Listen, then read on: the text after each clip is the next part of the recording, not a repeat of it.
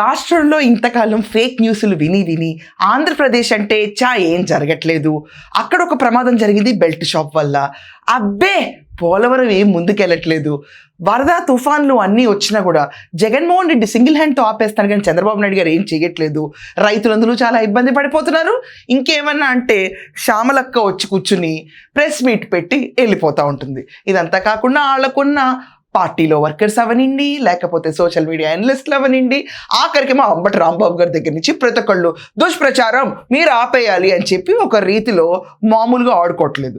Fake న్యూస్లు spread చేయడంలో వీళ్ళకి మించిన ఎక్స్పర్ట్ ఎవరు ఉండరు. ఇదంతా కాకుండా అసలు దుష్ప్రచారం అంటే ఏంటో, ఫేక్ న్యూస్ అంటే ఏంటో ఒకటి చూద్దామా.